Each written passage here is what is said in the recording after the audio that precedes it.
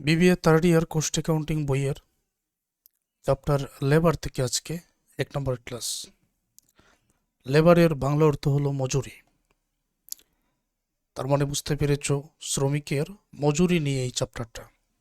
যেহেতু প্রথম ক্লাস, তো তোমরা জানো আমি যে কোনো অধ্যায়ের প্রথম ক্লাসটা আমার ডিজিটাল নোটে হাতে কলমে বুঝিয়ে থাকি, বেসিক বিষয়, যাতে করে শিক্ষার্থীরা সহজে বুঝতে পারে। তো সরাসরি আমি আলোচনা শুরু করছি। সময় যাতে কম লাগে এই জন্য সূত্রগুলো আমি লিখে নিয়েছি, এখন ব্যাখ্যা করে বোঝাবো। অঙ্কের সমাধানের জন্য আমাদের জানতে হবে standard time, actual time, time save, time allow, time taken, এগুলা কি। এই বিষয়টা ক্লিয়ার করার জন্য শুরুতে একটা উদাহরণ দিচ্ছে। উদাহরণস্বরূপ, একজন শ্রমিককে কোনো একটা নির্দিষ্ট কাজ করার জন্য 10 ঘন্টা সময় দেওয়া হলো। সময় দেওয়া হয়েছে 10 ঘন্টা। তো যতটুকু সময় দেওয়া হয়েছে এই 10 ঘন্টা, এটাই হচ্ছে স্ট্যান্ডার্ড টাইম বা টাইম এলাও। একজন শ্রমিকের জন্য কোনো একটা নির্দিষ্ট কাজ করে দিবেন, ওনার জন্য টাইম এলাও 10 ঘন্টা, অর্থাৎ স্ট্যান্ডার্ড টাইম বা টাইম এলাও 10 ঘন্টা। দেখা গেল যে শ্রমিককে 10 ঘন্টা সময় দেওয়া হয়েছে কোনো একটা কাজ করে দেওয়ার জন্য, ওই শ্রমিক কী করলেন, আসলে কাজটি 8 ঘন্টায় শেষ করে ফেলেছেন। তার মানে উনি 10 ঘন্টার মধ্য থেকে 8 ঘন্টা সময় নিয়েছেন। অ্যাকচুয়াল টাইম, আসলে উনি কী পরিমাণ টাইম নিয়েছেন, অথবা টাইম টেকেন, কী পরিমাণ টাইম নিয়েছেন। সময় ছিল 10 ঘন্টা, যেটা স্ট্যান্ডার্ড টাইম অথবা টাইম এলাও, কিন্তু উনি 8 ঘন্টা সময় নিয়েছেন।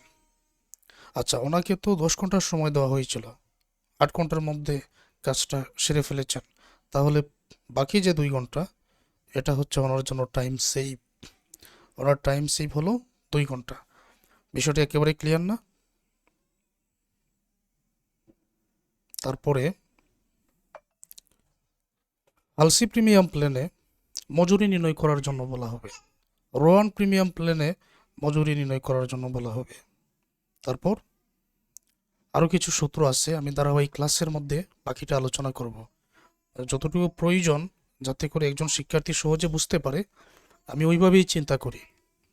আলসি প্রিমিয়াম প্ল্যানে ওয়াইজেস বা মজুরির সূত্র নর্মাল ওয়েজেস।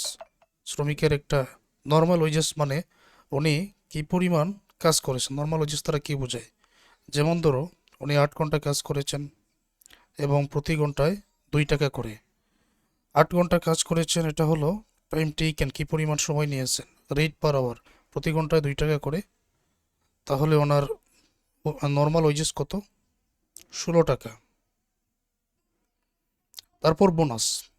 নর্মাল ওয়েজেস যেটা, ওয়েজেসের সূত্র normal wages time taken rate per hour, আর প্লাস বোনাসের সূত্র টাইম সেভ, কী পরিমাণ টাইম সেভ, ওইটাকে 2 দ্বারা ভাগ। অথবা এটা আরেকটা লেখা যায় বিভিন্ন বই বা সাজেশনের মধ্যে, ওইরকমই আছে যে 50% অফ টাইম সেভ।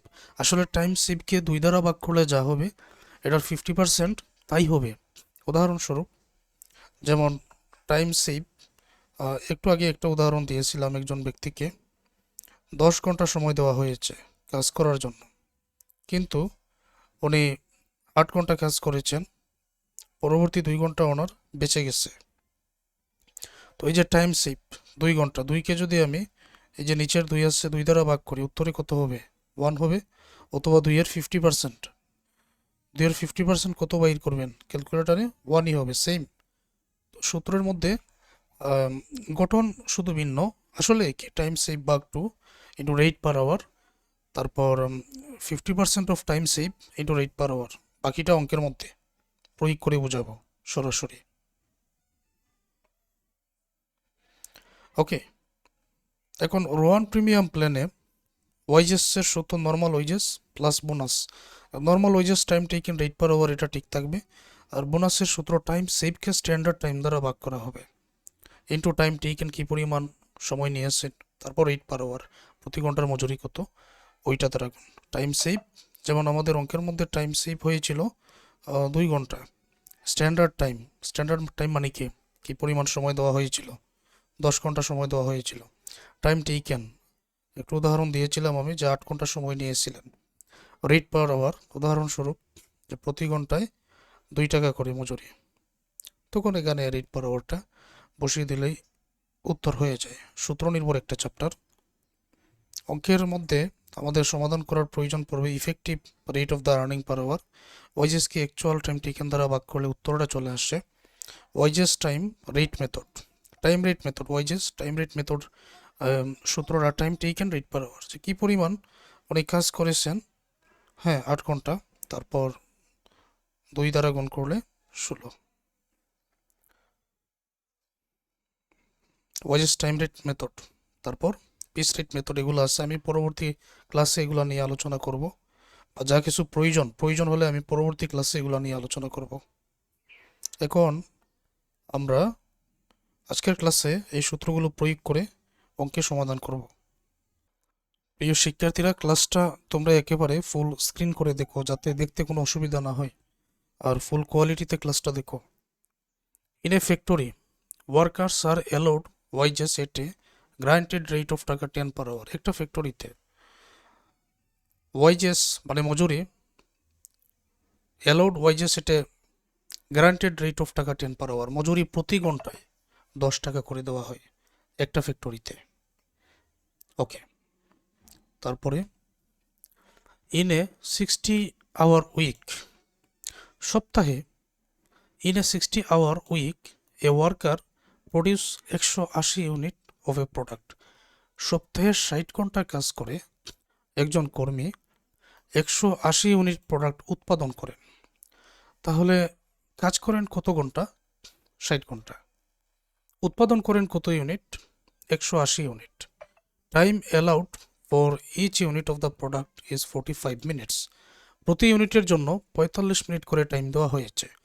আমাকে একজন মজুরিকে কত সময়ের কাজ করার জন্য দেওয়া হয়েছে, অ্যাকচুয়ালি ওইটা তো স্ট্যান্ডার্ড, কত সময় দেওয়া হয়েছে, আর উনি কত সময় কাজটা করেছেন ওইটা হলো অ্যাকচুয়াল বা টাইম টেকেন।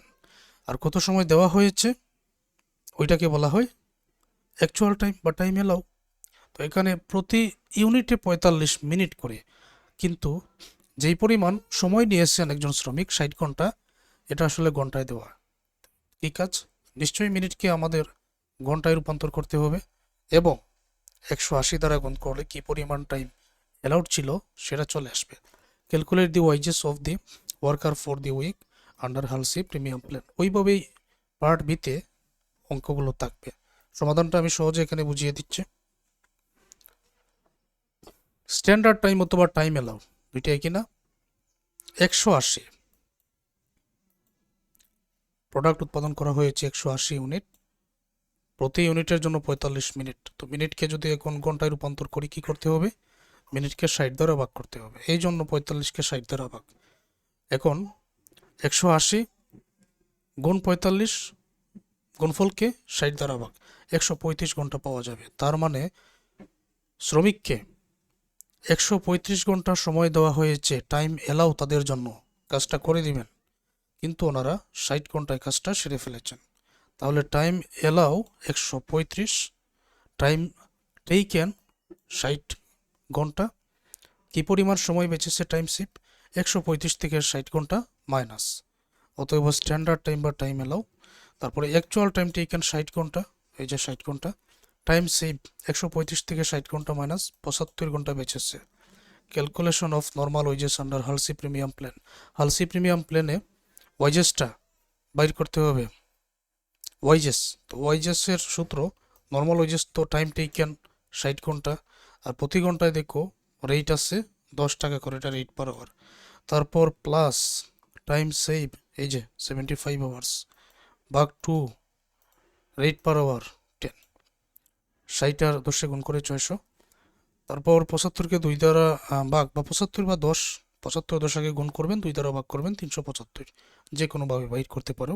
যোগ করে নিলে 975 টাকা। শ্রমিকের মজুরি 975 টাকা। এটা কি তোমরা সহজে বুঝতে পেরেছ? আমরা আরও একটা অঙ্কের সমাধান বুঝব।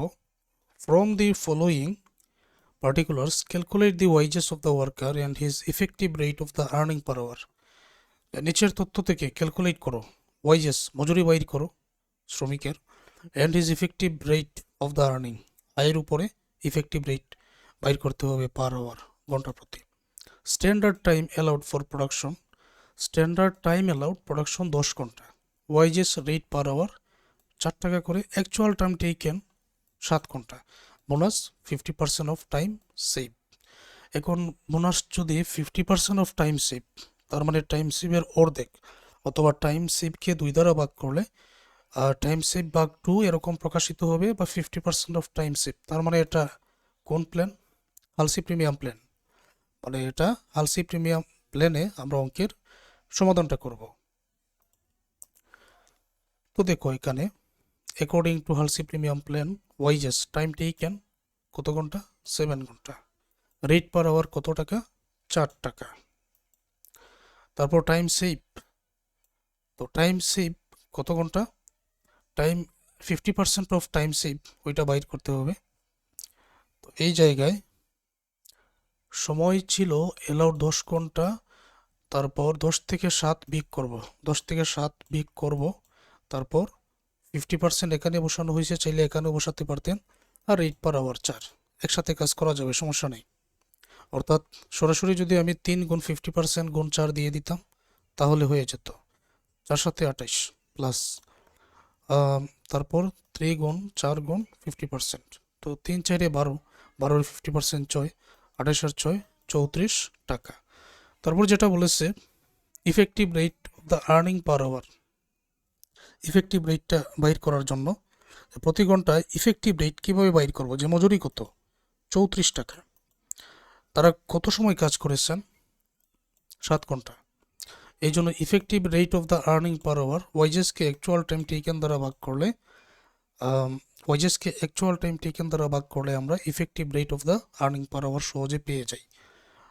যেহেতু প্রথম ক্লাস, তোমরা একটা কাজ করো, সূত্রগুলো খাতার মধ্যে তুলে নাও, তারপর এই 2টা অঙ্কের সমাধানও করে ফেলো, বাকি ক্লাসগুলো আরও সহজ হয়ে যাবে।